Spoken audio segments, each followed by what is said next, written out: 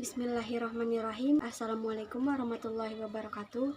Perkenalkan, kami dari kelompok 1 yang terdiri dari Nadila Sapitri sebagai pemateri pertama, Alvaredo sebagai pemateri kedua, dan Helen Putri Aprilianti sebagai pemateri ketiga.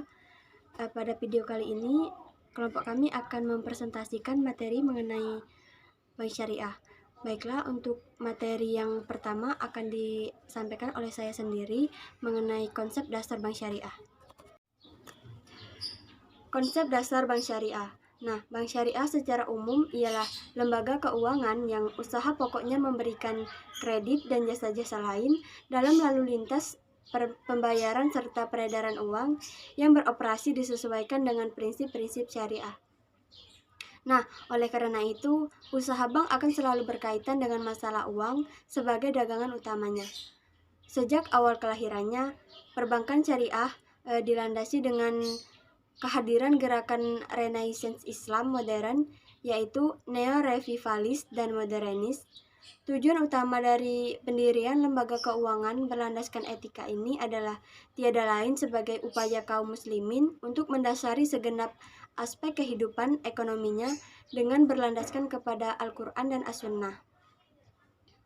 Sehingga dapat ditarik suatu definisi umum, yaitu bank syariah ialah lembaga keuangan yang menjalankan fungsi perantara atau intermediari dalam penghimpunan dana masyarakat serta menyalurkan pembiayaan kepada masyarakat sesuai dengan prinsip-prinsip syariah.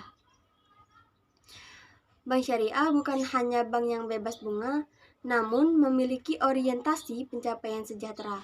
Secara fundamental terdapat beberapa karakteristik bank syariah, yaitu yang pertama penghapusan riba, yang kedua pelayanan kepada kepentingan publik dan merealisasikan sasaran sosioekonomi Islam, yang ketiga bank syariah bersifat universal yang merupakan gabungan dari bank komersial dan bank investasi, yang keempat bank syariah akan melakukan evaluasi yang lebih berhati-hati permohonan pembiayaan yang berorientasi kepada pernyataan modal karena bank komersial syariah menerapkan profit loss sharing dalam konsistensi ventura, bisnis, atau industri. Yang kelima, bagi hasil cenderung mempererat hubungan antar bank syariah dan pengusaha. Kerangka yang dibangun dalam membantu bank mengatasi likuiditasnya dengan memanfaatkan instrumen pasar uang antar bank sentral berbasis syariah. Fungsi dan peran bank syariah yang diantaranya tercantum dalam pembukaan standar akuntansi yang dikeluarkan oleh AAOIFI sebagai berikut. Yang pertama, manajer investasi. Bank syariah dapat mengelola investasi dan dana nasabah. Investor bank syariah dapat menginvestasikan dana yang dimilikinya maupun dana nasabah yang dipercayakan. Yang kedua, penyediaan jasa keuangan dan lalu lintas pembayaran. Bank syariah dapat melakukan kegiatan-kegiatan jasa-jasa layanan perbankan sebagaimana lazimnya. Yang ketiga, pelaksanaan kegiatan sosial. Sebagai ciri yang melekat pada identitas keuangan syariah, Bank Islam juga wajib memiliki kewajiban untuk mengeluarkan dan mengelola, menghimpun, mengadministrasikan, dan mendistribusikan zakat serta dana-dana sosial lainnya. Bank syariah mempunyai beberapa tujuan, diantaranya adalah yang pertama mengarahkan kegiatan ekonomi umat untuk bermuamalat secara islami, khususnya muamalat yang berhubungan dengan perbankan agar terhindar dari praktik-praktik riba atau jenis-jenis usaha atau perdagangan lain yang mengandung unsur gharar, di mana jenis-jenis usaha tersebut selain dilarang juga telah menimbulkan dampak negatif terhadap kehidupan ekonomi rakyat.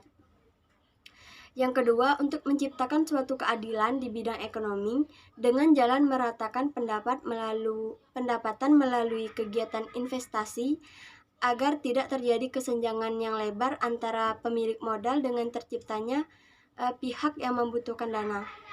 Yang ketiga, untuk meningkatkan kualitas hidup umat dengan jalan membuka peluang usaha yang lebih besar, terutama kelompok miskin yang diarahkan pada kegiatan usaha yang produktif menuju terciptanya kemandirian usaha.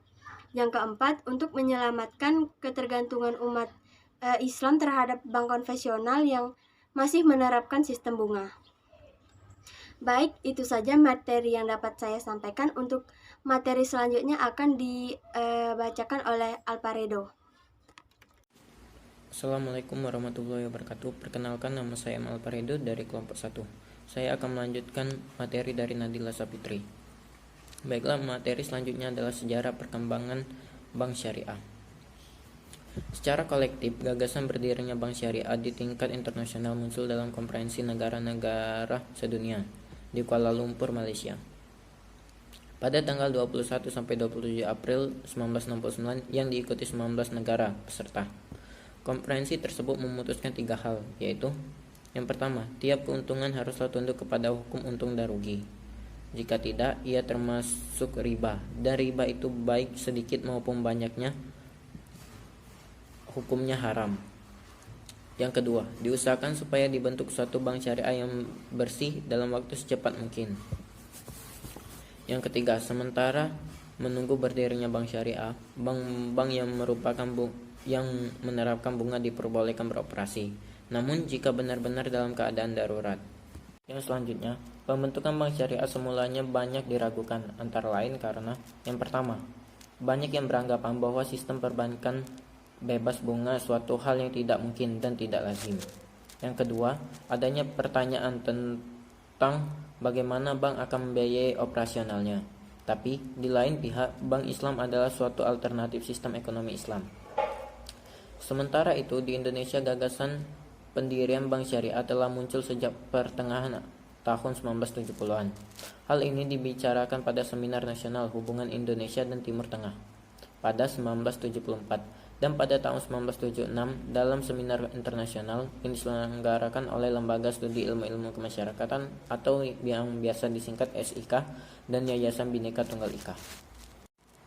Namun, ada beberapa alasan yang menghambat realisasinya ide tersebut, yaitu yang pertama, operasi bank syariah yang menerapkan prinsip bagi hasil belum diatur oleh perundang-undangan, dan karena itu tidak sejalan dengan undang-undang pokok perbankan yang berlaku, yakni Undang-Undang Nomor 14 Tahun 1967.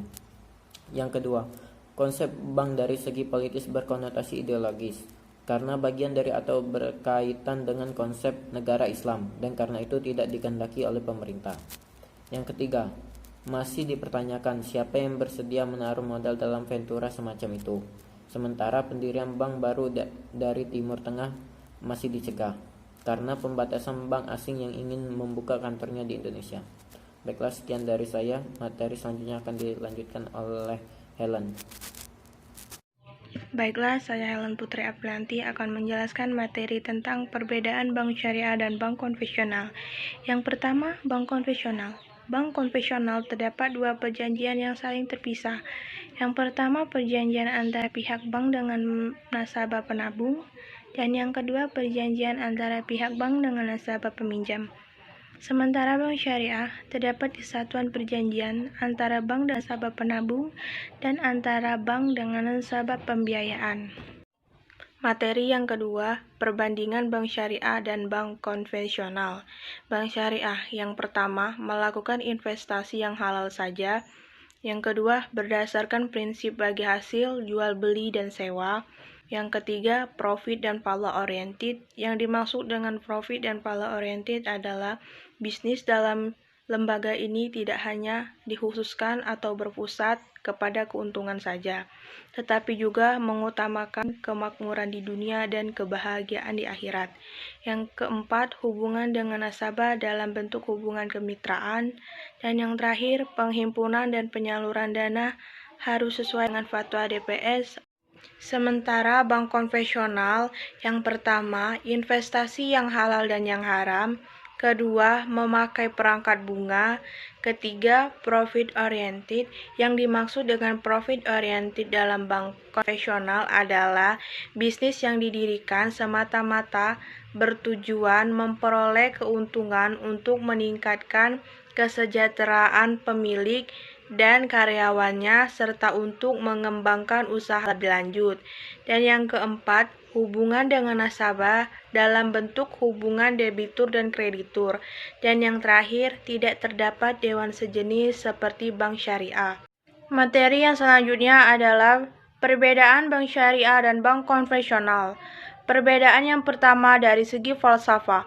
Bank syariah tidak berdasarkan bunga, spekulasi, dan ketidakjelasan, sementara bank konvensional berdasarkan bunga. Perbedaan yang kedua dari segi operasional. Bank syariah, dana masyarakat berupa titipan dan investasi yang baru akan mendapatkan hasil jika diusahakan terlebih dahulu. Dan penyaluran pada usaha yang halal dan menguntungkan. Sementara bank konvensional, dana masyarakat berupa simpanan yang harus dibayar bunganya pada saat jatuh tempo, dan penyaluran pada sektor yang menguntungkan. Aspek halal tidak menjadi pertimbangan utama. Perbedaan yang ketiga, aspek sosial. Bank syariah dinyatakan secara eksplisit dan tegas yang tertuang dalam visi dan misi, sementara bank konvensional tidak diketahui secara tegas. Yang keempat, organisasi. Bank syariah harus memiliki Dewan Pengawas Syariah atau sering disingkat dengan DPS. Sementara bank konvensional tidak memiliki Dewan Pengawas Syariah. Baiklah, itu saja materi-materi yang dapat saya sampaikan. Lebih dan kurangnya saya meminta maaf. Saya akhiri, wabillahi taufik wal hidayah. Wassalamualaikum warahmatullahi wabarakatuh.